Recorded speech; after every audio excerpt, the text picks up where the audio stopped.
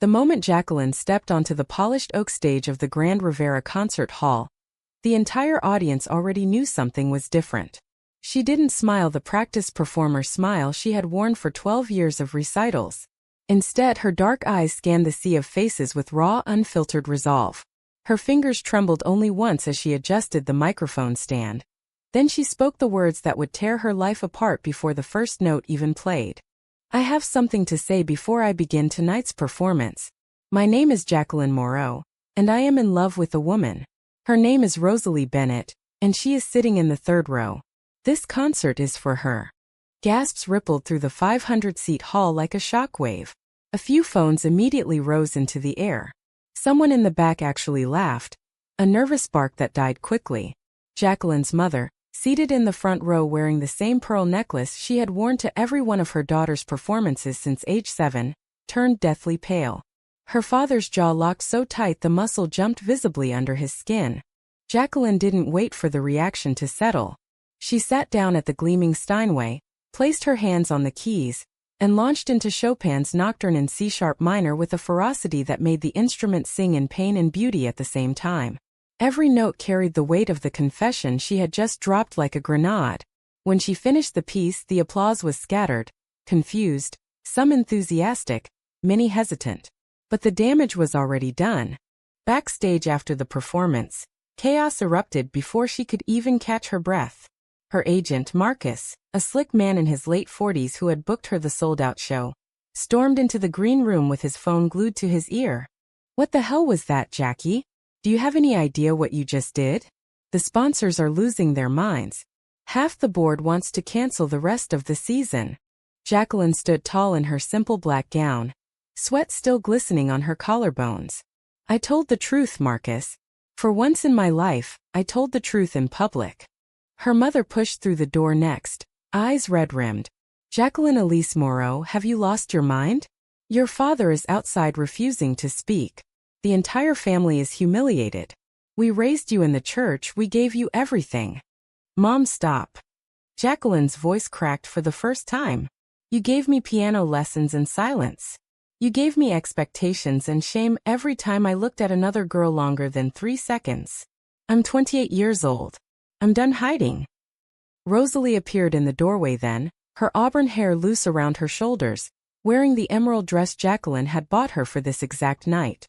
She looked terrified and exhilarated at the same time. Their eyes met, and for one suspended second the noise of the hallway faded.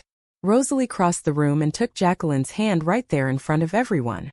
I'm here, she whispered. Whatever comes next, I'm here. But the next hours proved how naive that promise was. By midnight, the video of Jacqueline's confession had been viewed over 200,000 times. Local news stations were already calling it the piano teacher's bombshell. Conservative blogs called her a disgrace to classical music. Progressive accounts hailed her as a hero. Jacqueline's phone wouldn't stop vibrating. Her email inbox filled with everything from death threats to marriage proposals from strangers. The next morning, the prestigious Rivera Conservatory where Jacqueline had taught advanced piano for 6 years sent her a terse email. Her classes were suspended pending review. Parents were pulling their children out. One mother posted on the school's private Facebook group, I will not have my daughter learning from someone who uses the stage to push an agenda. Jacqueline sat at her small kitchen table in her downtown apartment, staring at the screen until the words blurred. Rosalie made coffee in silence, then slid the mug across the wood. You knew this would happen, Rosalie said quietly. It wasn't an accusation, just a fact. I knew it might. Jacqueline wrapped her hands around the warm ceramic. I just didn't think it would feel like this. Like the ground opened up underneath me. Rosalie leaned against the counter, arms crossed. She was 31, a social worker who spent her days helping abused kids navigate the foster system. She had always been the steady one, the one who weighed consequences before leaping. My boss already asked me if I wanted to take some personal days. Apparently parents at the youth center saw the video too. They're worried about influence. Jacqueline laughed bitterly. Influence. As if loving you is a contagious disease. They had met 2 years earlier at a small charity recital Jacqueline gave for the children's shelter where Rosalie worked.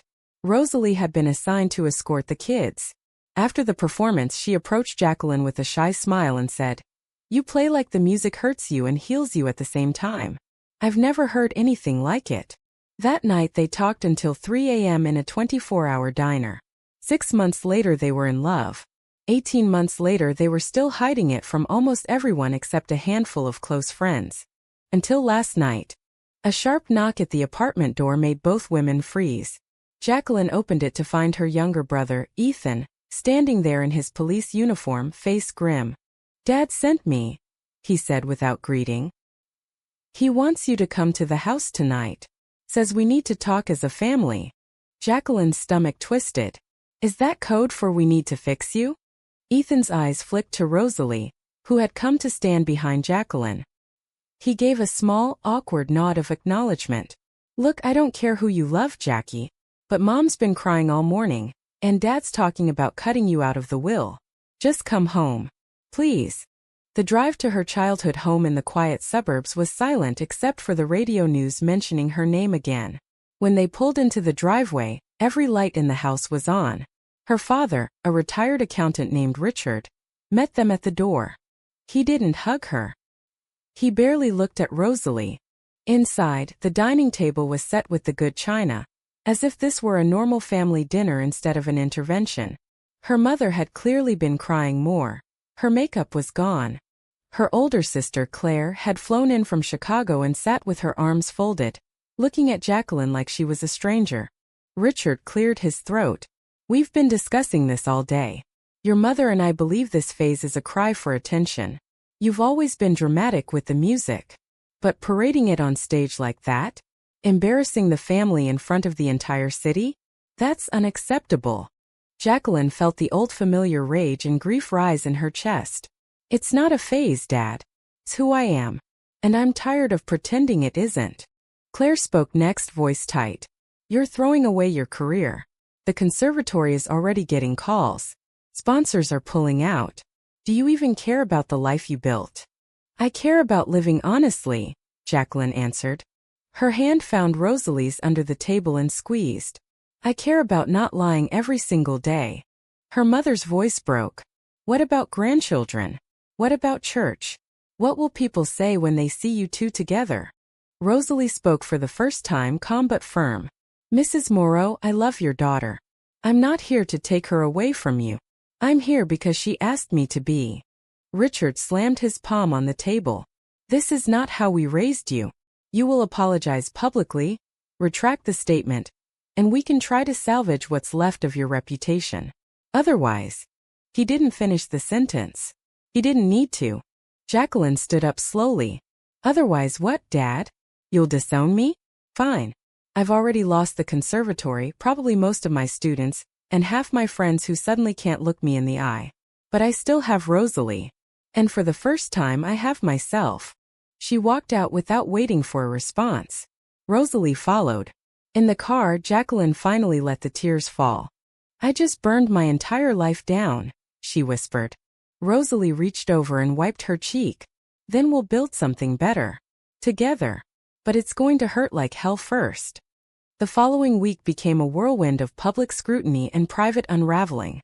Jacqueline's phone rang constantly with interview requests, some supportive, most sensational. A morning talk show wanted her to appear with Rosalie for a lesbian love story segment.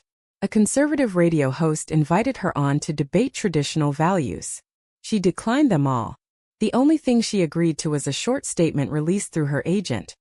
"I shared my truth on stage because music has always been about honesty for me. I ask for privacy as my family and I navigate this." Privacy, of course, was impossible. Students who had once adored her now whispered in the hallways of the conservatory. One 14-year-old girl, Sophia, showed up at Jacqueline's apartment unannounced, tears streaming. "Miss Moreau, my mom says I can't take lessons with you anymore. She says it's because of what you are. But I don't care. You're the best teacher I ever had." Jacqueline hugged the girl tightly, fighting her own tears. "Keep practicing, Sophia. The music doesn't care who you love. Only you do." That night, Rosalie came home from work exhausted. A parent at the youth center had pulled her aside and said, "We're not comfortable with you counseling our son if you're living that lifestyle." Rosalie had calmly explained that her personal life had nothing to do with her professional ethics, but the damage was done. Her supervisor suggested she take a leave of absence to let things cool down. They sat on the couch together, sharing a bottle of cheap red wine, the city lights twinkling outside the window. "I feel like I'm dragging you down with me," Jacqueline said, staring into her glass. Rosalie shook her head. "You didn't drag me. I chose this. I chose you. But I won't lie, it's harder than I thought it would be. My sister called today. She said our parents are praying for us to be healed. Like we're sick." Jacqueline reached for her hand. "Do you ever wonder if we're making a mistake? If staying hidden would have been easier?" "Every single day," Rosalie admitted. "But then I remember how you looked on that stage, terrified but free. And I know I couldn't go back to hiding either. Not anymore." The next morning brought fresh disaster. The conservatory's board voted unanimously to terminate Jacqueline's contract. The email was polite, citing irreconcilable differences in values and public representation. Attached was a severance check that felt like blood money. Jacqueline stared at it for a long time before sliding it across the table to Rosalie. "Guess I'm officially unemployed." Rosalie read the email, her face hardening. "This is discrimination. We should fight it." "With what?" "I signed a morality clause when I started there. They'll say my conduct violated it. And half the city agrees with them." That afternoon, Jacqueline did the only thing that still made sense. She went to the small music studio she rented for private lessons. The landlord had already left a voicemail saying he was reconsidering the lease. She played for 3 hours straight, pouring every ounce of pain into Liszt and Rachmaninoff until her fingers bled. When she finally stopped, she noticed a new comment on her personal YouTube channel, where she occasionally posted practice videos. It was from an anonymous user. "You're brave. I'm a lesbian too, 16 years old, and my parents would kill me if they knew. Thank you for showing it's possible." The message both warmed and terrified her. She was becoming a symbol whether she wanted to be or not. Meanwhile, pressure mounted on Rosalie from another direction. Her ex-boyfriend from college, now a successful lawyer, reached out through mutual friends. "Rosalie, this is crazy. You had a normal life before her. Think about your future. Kids. Stability." The message felt like a slap. Rosalie deleted it, but the words lingered. That evening, they attended a small support group for LGBTQ+ professionals that a friend had recommended. The room was filled with people who had lost jobs, families, or both. One woman, a teacher, shared how she had been outed by a student and subsequently fired. Another, a nurse, described her mother refusing to speak to her for 3 years. Jacqueline listened, feeling both solidarity and overwhelming guilt. Was this the life she had chosen for Rosalie? On the drive home, Rosalie broke the silence. "I don't regret us. But I need you to promise me something. No more grand gestures without talking to me first. We're in this together, or it won't work." Jacqueline nodded, throat tight. "I promise. From now on, decisions are ours. Not just mine." But the universe had other plans. 2 days later, Jacqueline received a certified letter from her father's lawyer. It outlined the revocation of her trust fund, money set aside for her since childhood that was supposed to help buy a house one day. The reason cited: lifestyle choices incompatible with family values. Attached was a handwritten note from her father. "When you come to your senses, the door will be open. Until then, this is the consequence of your choices." Jacqueline read it twice, then handed it to Rosalie without a word. Rosalie's face went white. "We'll figure it out," she said, but her voice wavered. "I make enough for both of us right now. And you can give private lessons online or something." Jacqueline laughed without humor. "Private lessons? From the infamous lesbian pianist. Who's going to sign up for that?" That night, for the first time since the concert, they fought. "You should have told me about the trust fund," Rosalie said, pacing the living room. "I thought we were building a future together. Not me supporting you while your family punishes you." "I didn't think they'd actually do it," Jacqueline shot back. "I thought they loved me more than their reputation." Rosalie stopped pacing. "Love isn't supposed to come with conditions, but sometimes it does. And we both have to live with the price." The argument ended in exhausted silence, both women lying on opposite sides of the bed, backs turned. Jacqueline stared at the ceiling, wondering if love was enough when everything else was crumbling. The next morning a new storm hit. A prominent local pastor, friend of her parents' church, posted a sermon clip online titled, "Love the Sinner, Hate the Sin. What the Piano Confession Teaches Us." It was shared thousands of times. Comments flooded in calling Jacqueline confused, sinful, or attention-seeking. One particularly vicious post tagged her, "Praying for your soul, Jacqueline, and for the woman you're leading astray." Rosalie saw it first and tried to shield Jacqueline from it, but it was too late. Jacqueline read every hateful word, each one carving deeper into her already bruised heart. "I'm sorry," she whispered to Rosalie later that day. "I never wanted any of this for you." Rosalie pulled her close. "We knew it wouldn't be easy, but we're still here. That has to mean something." Yet as the days turned into weeks, the financial pressure mounted. Jacqueline's savings were dwindling. Rosalie's leave of absence meant reduced pay. They started skipping dinners, counting every dollar. Friends who had once celebrated with them now made excuses not to meet. The isolation was suffocating. Then came the call that changed everything again. It was from the director of a small but respected arts nonprofit in the city. "Ms. Moreau, we saw your performance. We don't care about the controversy. We want to offer you a residency, teaching masterclasses and performing a short series. The pay isn't what you're used to, but it's steady. And we support artists who live their truth." Jacqueline hung up, stunned. It was the first piece of good news in weeks. She turned to Rosalie, eyes shining for the first time in days. "Maybe this is the beginning of something new." Rosalie smiled, but there was worry behind it. "Or maybe it's just another stage where the spotlight will burn us both." The residency offer felt like a lifeline, but it came with its own set of complications. The nonprofit, called Harmony House, was run by a collective of progressive artists who embraced Jacqueline's story as inspiration. They wanted her to teach a series of free masterclasses for underprivileged youth, many of whom came from conservative families themselves. The first class was scheduled for the following Saturday. Jacqueline spent the week preparing, but anxiety gnawed at her. What if the kids rejected her? What if parents protested? Rosalie tried to reassure her, but she had her own battles.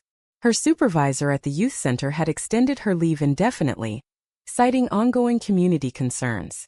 Rosalie spent her days updating her resume and applying for other positions, each rejection stinging like salt in a wound. The night before the first masterclass, they lay in bed talking until dawn. "What if I fail them?" Jacqueline whispered. "These kids need hope, not another adult who falls apart." Rosalie turned to face her. "You won't fail them because you're showing them it's okay to be who you are. That's more valuable than perfect technique." The masterclass was held in a modest community center. 20 teenagers showed up, a diverse group ranging from 13 to 17. Some looked curious, others nervous. One boy, Marcus, kept glancing at the door as if expecting trouble. Jacqueline started simple scales, then a short Bach piece. She shared stories of her own struggles with perfectionism, carefully avoiding the recent drama at first. During the break, a girl named Lila approached her shyly. "Miss Moreau, I saw the video. My parents don't know I'm gay. They think it's a sin. But when you played that night I felt seen." "Thank you." Jacqueline's throat tightened. "You're brave for being here, Lila. Keep playing. The music will help you find your voice." By the end of the session, the room buzzed with energy. The kids applauded loudly when she performed a short original composition she had written for Rosalie years ago. For the first time in weeks, Jacqueline felt purpose returning. But joy was short-lived. That evening, her sister Claire called. "Mom had a panic attack last night. She keeps saying she failed as a parent. Dad's talking about selling the lake house because he can't stand the shame. Are you happy now, Jackie? Is this freedom worth destroying your family?" The words hit like a physical blow. Jacqueline hung up without answering, then broke down in Rosalie's arms. "I never wanted to hurt them," she sobbed. "I just wanted to stop hurting myself." Rosalie held her tight. "Family isn't supposed to make you choose between love and belonging. But sometimes they do. The question is what we do with the pieces." The following weeks brought a fragile new rhythm. Jacqueline's masterclasses grew in popularity. Word spread among the youth, and attendance doubled. She started performing small gigs at local cafes that supported queer artists. The pay was modest, but it kept them afloat. Rosalie found a part-time position at a domestic violence shelter that didn't ask questions about her personal life. Yet the shadow of their old lives lingered. Jacqueline's mother began sending daily text messages, Bible verses mixed with pleas to come home and repent. Jacqueline read them all, then deleted them, but each one reopened the wound. Rosalie's parents refused to meet Jacqueline, insisting their daughter was confused. Tension between the couple started to surface in unexpected ways. One night, after a particularly successful masterclass, Jacqueline came home excited, talking about expanding the program. Rosalie listened quietly, then said, "I'm happy for you, but I feel like I'm disappearing in all of this. My career is on hold, my family won't speak to me, and every conversation is about your music or your family drama. What about us? What about what I need?" Jacqueline froze. "I thought we were doing this together." "We are," Rosalie replied, "but I need to matter too. Not just as your support system." The argument escalated until Rosalie stormed out for a walk. When she returned hours later, they made up with tears and apologies, but the crack had formed. Jacqueline realized she had been so consumed by her own coming out that she had neglected Rosalie's quiet sacrifices. To make amends, Jacqueline planned a special evening. She booked a private dinner at a small Italian restaurant known for its discreet atmosphere. Over candlelight and pasta, she gave Rosalie a small silver bracelet engraved with musical notes and the date they first met. "I see you," she said softly. "I'm sorry I haven't been showing it enough." Rosalie smiled through tears. "I love you. But love isn't enough if we don't fight for each other every day." As spring turned to summer, external pressures intensified again. A local newspaper published a feature story titled, "The Cost of Coming Out: Jacqueline Moreau's Fallen Empire."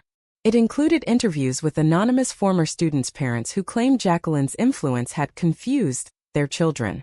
One quote read, "My daughter started questioning everything after her lessons. Now she says she might be bisexual. This is what happens when role models push agendas." The article went viral. Hate mail poured into Harmony House.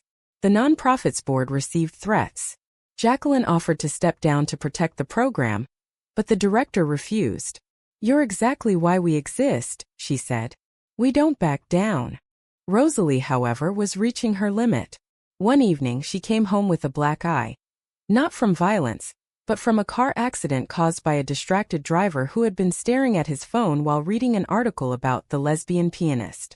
The minor injury was a stark reminder of how public their lives had become. "I can't keep doing this," Rosalie admitted that night, ice pack pressed to her face. "I love you, but I'm losing myself. Maybe we need space.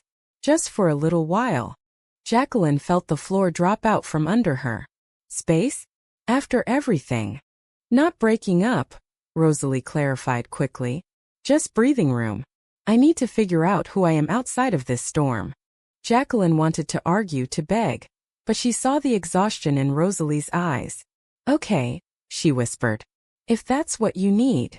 The next 2 weeks were the hardest yet. Rosalie moved in with a friend temporarily.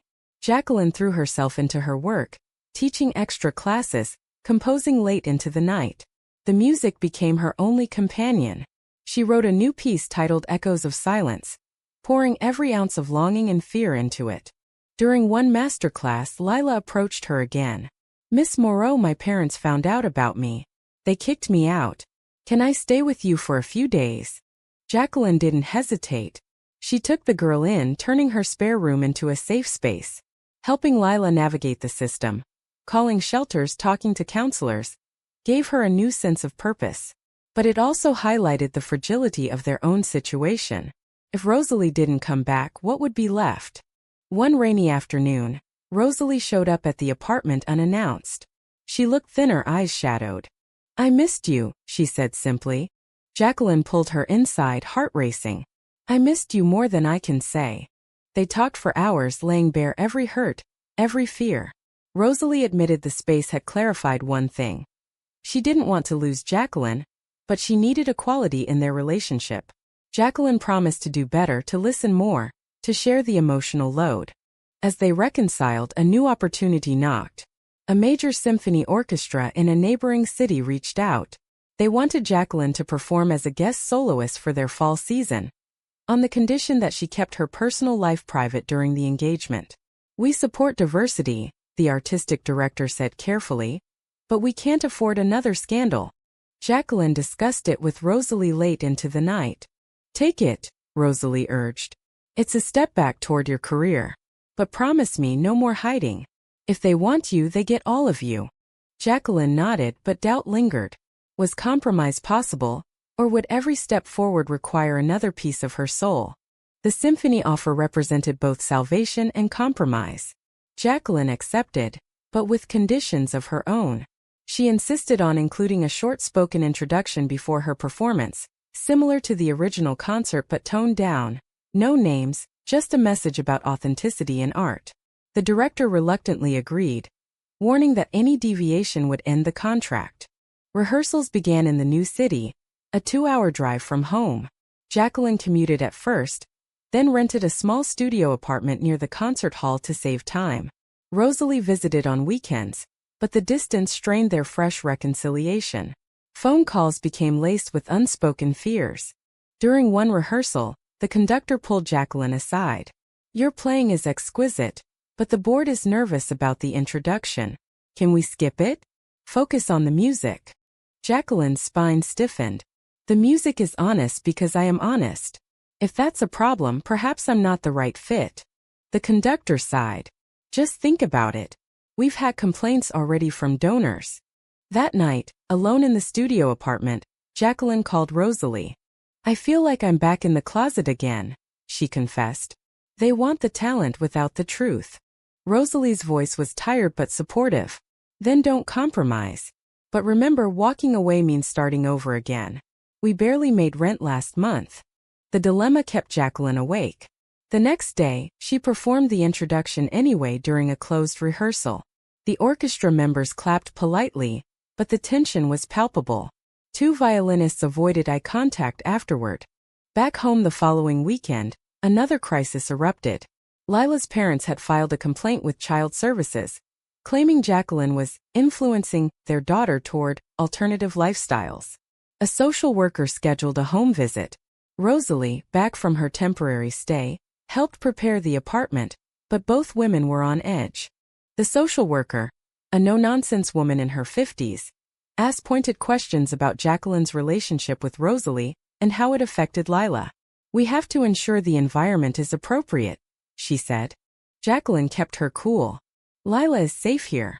She's practicing piano, going to school, and seeing a counselor.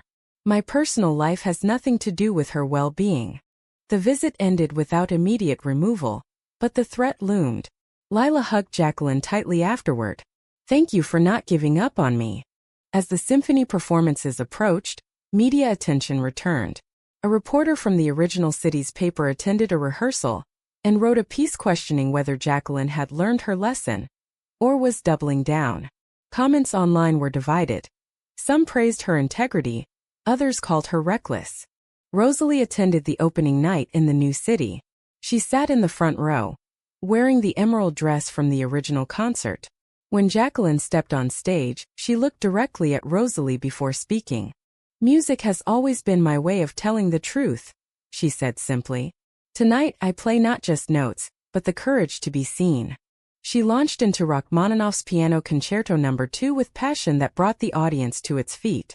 The reviews the next day were glowing for her performance, but several mentioned the controversial introduction as a distraction. One critic wrote, "Moreau's talent is undeniable, but her need to insert personal politics risks overshadowing the art." The success was bittersweet. Backstage, the artistic director congratulated her but warned, "We've lost 2 major donors. Please keep future comments to a minimum." Rosalie overheard and later confronted Jacqueline in the dressing room. "You promised we'd decide together." That introduction wasn't toned down. It was the same fight all over again. "I couldn't silence myself," Jacqueline replied. "Not when I finally found my voice." Their argument spilled into the hotel room that night. Rosalie accused Jacqueline of prioritizing her principles over their stability. Jacqueline accused Rosalie of wanting her to hide again. They went to bed angry, the distance between them feeling wider than the miles they had driven. The next morning, Rosalie left early for work, leaving a note. I love you, but I can't keep watching you burn everything down. Call me when you're ready to build instead of fight. Jacqueline stared at the note for hours. Then she did something she hadn't done in months. She called her mother. The conversation was stilted. Her mother cried, repeating old arguments about sin and family. But beneath the scripture, Jacqueline heard genuine pain. I miss my daughter, her mother said. The one who played for us on Sundays. I'm still your daughter, Jacqueline answered. Just not the one you imagined. She hung up feeling raw but strangely lighter. Perhaps reconciliation with her family was impossible, but at least she had tried. The symphony season continued with mixed results. Some nights the hall was full, others noticeably emptier. Jacqueline poured her energy into the music and into mentoring Lila, who had started performing short pieces at community events. Seeing the girl gain confidence gave Jacqueline hope. Then came the betrayal that nearly broke her. One of the orchestra members, a cellist named Derek who had seemed friendly, leaked a private conversation to the press. In it, Jacqueline had vented about the pressure to stay silent. The headline read, Controversial pianist calls orchestra cowards behind closed doors. The story exploded. The symphony suspended her for the remaining performances. Her agent called furious. You're unbookable now, Jackie. No one wants the drama. Jacqueline sat in her studio apartment, surrounded by sheet music and empty coffee cups, feeling the walls close in. She had lost the residency, the symphony, and possibly Rosalie. The price of honesty seemed steeper than ever. Rosalie drove up that night when she heard the news. They sat on the floor together, sharing silence until Rosalie spoke. I'm not leaving, she said. But we need to change how we fight. No more solo decisions. No more grand stages without us both on board. Jacqueline nodded, tears falling. I was so scared of going back into hiding that I pushed everyone away. I'm sorry. They spent the weekend talking through everything: finances, family, future. Rosalie suggested they move to a smaller town where the scrutiny might be less intense. Jacqueline proposed starting a joint project, a music and counseling program for LGBTQ+ youth, combining their skills. The idea felt like a new beginning. But before they could pursue it, another blow landed. Jacqueline's father suffered a heart attack. The family called her in the middle of the night. He's asking for you, her mother said, voice breaking. Please come. At the hospital, the tension was thick. Her father lay pale in the bed, monitors beeping. When he saw Jacqueline, he reached for her hand weakly. I was wrong about some things, he whispered. But I still believe you're making a mistake. Promise me you'll think about it. Jacqueline held his hand, heart-shattering. I love you, Dad. But I can't promise to change who I am. He closed his eyes, tears slipping down his cheeks. The family stood in uneasy silence, Rosalie waiting outside the room at Jacqueline's request. The heart attack wasn't fatal, but it forced a fragile truce. Her parents agreed to stop the legal threats regarding the trust fund, but they still wouldn't accept Rosalie. It was progress, however small. As summer faded, Jacqueline and Rosalie returned to their original city and began laying the groundwork for their youth program. They secured a small grant from a progressive foundation and rented a modest space downtown. The first workshop combined piano lessons with group counseling sessions led by Rosalie. Lila was their first official participant, bringing 2 other teens from the earlier masterclasses. Watching them open up about their struggles, family rejection, identity confusion, fear of the future, reminded both women why they had fought so hard. But success brought new challenges. Local conservative groups protested outside their building on opening day, holding signs that read, "Protect our children," and "Music shouldn't promote sin." Police had to be called. One protester shouted at Rosalie, "You're destroying families." Rosalie faced the crowd calmly. "We're giving kids tools to survive the destruction already happening in their homes." The incident made the evening news again. Jacqueline watched the footage, feeling the familiar mix of defiance and exhaustion. That night, as they lay in bed, Rosalie turned to her. "Do you ever regret that first confession on stage?" Jacqueline thought for a long moment. "I regret the pain it caused, but I don't regret the freedom. Without it, we wouldn't be here trying to make a difference." The protests continued sporadically for weeks, but the program gained traction. More teens joined, drawn by word of mouth and social media posts that framed it as a safe space. Jacqueline taught piano as a form of emotional expression, while Rosalie facilitated discussions on self-worth, boundaries, and navigating unsupportive families. The combination proved powerful. One boy who had been suicidal found solace in composing his first piece. A girl who had been kicked out wrote a letter to her parents after a session, leading to a tentative reconciliation. Yet the couple's personal life remained a battlefield of small compromises and lingering resentments. Money was still tight. The grant covered rent and basic supplies, but they lived paycheck to paycheck. Jacqueline took on occasional private students who didn't mind the controversy, mostly adults exploring music later in life. Rosalie picked up extra shifts at the shelter. One evening, after a particularly draining day, Jacqueline found Rosalie crying in the kitchen. "What's wrong?" she asked, alarmed. Rosalie wiped her eyes. "My brother called. He said Mom has cancer. Stage 2. They want me to come home for treatment decisions. But they said only if I come alone. Without you." The news hit Jacqueline like a punch. She knew how much Rosalie's family meant to her, even with the rejection. "Go," she said softly.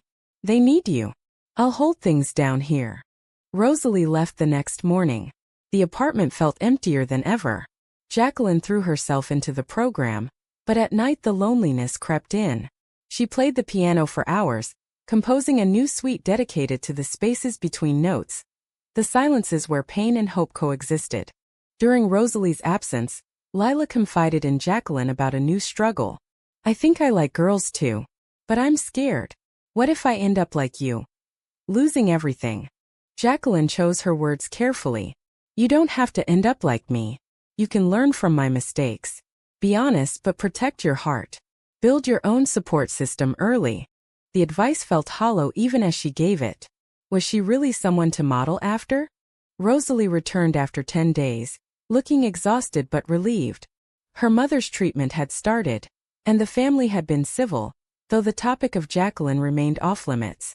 "It's like living in two worlds," Rosalie said. "One where I'm their daughter, and one where I'm yours." They celebrated her return with a quiet dinner, but the strain showed. Rosalie admitted she had started seeing a therapist individually to process the family rejection and the constant public scrutiny. Jacqueline felt a pang of jealousy. Why couldn't they just fix things together? But she supported the decision. As fall deepened, the program received unexpected validation. A national LGBTQ+ arts organization awarded them a small innovation grant and invited Jacqueline to speak at their annual conference. The theme: authenticity in art and advocacy. It was a chance to share their story on a larger stage. But it also meant revisiting the original confession that had started everything. Rosalie encouraged her to go. This could open doors for the program. For us. At the conference in Chicago, Jacqueline stood before hundreds of attendees. She spoke about the night of the concert, the family fallout, the professional losses, and the slow rebuilding. "I thought coming out on stage would set me free," she said. "Instead, it taught me that freedom has a price. The real courage is continuing to pay it every day, together with the people you love." The speech received a standing ovation. Afterward, several organizations approached her about partnerships. For the first time in months, hope felt tangible. But back home, trouble brewed. Conservative media had picked up on the conference, labeling it another example of radical indoctrination. Protests at their program intensified. One night, someone spray-painted slurs on the building's front door. The police investigation went nowhere. Rosalie was the one who found the vandalism. She called Jacqueline in tears. "I can't keep pretending this is sustainable. What if one of the kids gets hurt because of us?" They spent the night debating whether to close the program temporarily. Jacqueline argued for resilience. Rosalie pushed for caution. In the end, they compromised by hiring security for evening sessions and increasing parental consent forms. The compromise didn't ease the underlying tension. During a counseling session Rosalie led, one teen asked, "How do you know when love is worth all the fighting?" Rosalie paused, her eyes meeting Jacqueline's across the room. "You know when the person you're fighting for makes you want to be better, even when it hurts." Later that night, they made love for the first time in weeks, Not passionately but tenderly reaffirming their bond in the only language that still felt pure. Winter brought new challenges. Jacqueline's father's health declined again, and her mother called asking for help with medical bills. "We wouldn't ask if we had a choice," she said. The irony wasn't lost on Jacqueline. The family that had cut her off now needed her. She sent what she could, scraping together the money from her dwindling savings. Rosalie's mother's cancer treatment progressed, but the emotional distance remained. Rosalie visited again alone for the holidays, returning with stories of family gatherings where her seat felt empty in more ways than one. On New Year's Eve, they sat on their small balcony watching fireworks over the city. "What do you want for us this year?" Rosalie asked. Jacqueline thought about it. Peace. Not the absence of conflict, but the strength to face it without losing each other. Rosalie leaned her head on Jacqueline's shoulder. "I want that too. But I'm scared we're drifting." The new year started with a major breakthrough. A documentary filmmaker contacted them about creating a short film on their program and relationship. "Your story could help so many people," she said. After much discussion, they agreed, seeing it as a way to control the narrative rather than let tabloids define it. Filming began in early February. The crew followed them through workshops, home life, and even a visit to the original concert hall, now under new management. Jacqueline played a short piece on the same stage where everything had begun. The emotions were overwhelming. During an interview, the filmmaker asked Rosalie, "Do you ever regret falling in love with Jacqueline?" Rosalie looked directly into the camera. "Regret the love? Never. Regret the timing and the way we handled it? Sometimes. But love isn't about easy. It's about choosing each other when it's hard." The words stayed with Jacqueline long after. As spring approached again, marking 1 year since the fateful concert, the documentary was nearing completion. Advanced screenings for select audiences generated buzz. Some critics praised it as brave, others decried it as propaganda. The divide mirrored their entire journey. Then came the invitation that forced the ultimate choice. A prestigious music festival in New York wanted Jacqueline to headline a special evening of voices in classical music. They offered a substantial fee and national exposure. The catch? They requested no personal statements, no dedications, just the music. "We want to focus on artistry, not activism," the organizer said. Jacqueline discussed it with Rosalie over dinner. "This could change everything financially," she said. "We could expand the program, hire more staff, maybe even buy a house one day." Rosalie nodded slowly. "But at what cost? You'd be going back to performing in silence about who you are. About us." The debate lasted days. Jacqueline wanted the opportunity. Rosalie feared it would undo all the progress they had made in being authentic. Friends and mentors weighed in on both sides. Lila, now thriving and applying for college music programs, told Jacqueline, "You taught me to be honest. Don't teach me something different now." The night before the decision deadline, Jacqueline and Rosalie took a long walk through the city park where they had first kissed. "I love you," Jacqueline said. "More than the music, more than the spotlight. If saying no means keeping us strong, I'll say no." Rosalie stopped walking and turned to her. "I don't want you to choose between me and your dream. I want you to have both. But I need to know that when you step on stage, I'm not hidden in the shadows." They compromised once more. Jacqueline would perform, but she would dedicate the final piece to the woman who taught me that love and courage share the same keys. The festival accepted the compromise. Word count: 996. File 6, approximately 1,000 words. The New York Festival became the culmination of everything Jacqueline and Rosalie had endured. The concert hall was grander than anything Jacqueline had played since her early career peak. Rehearsals were intense, the orchestra world-class. Rosalie flew in for the final days, staying in the hotel with her, a quiet show of unity. On the night of the performance, the audience filled every seat. Cameras from national arts channels were present. Jacqueline wore a simple yet elegant black gown, Rosalie in deep emerald beside her backstage until the last moment. When she stepped onto the stage, the lights were bright, the piano gleaming. She sat down, adjusted the microphone briefly, and spoke clearly. "Tonight's final piece is dedicated to the person who showed me that true harmony comes not from perfection, but from honesty and love. Rosalie, this is for you." A murmur ran through the crowd. Some applauded, others shifted uncomfortably. Jacqueline ignored it and began playing her original composition, the one she had written during their separation, the piece about echoes and silences. The music swelled with every emotion of the past year. The shock of confession, the pain of betrayal, the slow rebuilding of trust, the defiant hope. When the last note faded, the applause was thunderous, mixed with a few boos that were quickly drowned out. Rosalie stood in the front row, tears streaming, clapping hardest of all. Backstage, the reactions were immediate and polarized. The festival organizers congratulated her on the performance, but expressed disappointment at the dedication. "We had hoped for focus on the music," one said. Jacqueline smiled tiredly. "The music is inseparable from the life that creates it." The next morning, reviews poured in. Some hailed her as a modern pioneer. Others criticized her for turning a classical event into a platform. Social media exploded once more. But this time the support felt stronger, more organized. Donations to their youth program surged overnight. Back in their city, the program continued to grow. They hired 2 more staff members and expanded to weekly sessions. Lila graduated high school and received a scholarship to a music conservatory. Ironically, one that had once rejected Jacqueline's application years earlier due to the scandal. The circle felt complete in its own way. Yet not everything healed. Jacqueline's father passed away 6 months after the festival, his final words to her a mix of love and lingering disapproval. The funeral was painful. Family members offered awkward condolences while avoiding Rosalie. Her mother still sent occasional messages, softer now, but the bridge remained half-built. Rosalie's mother beat the cancer, and slowly, tentatively, the family began including Jacqueline in some gatherings.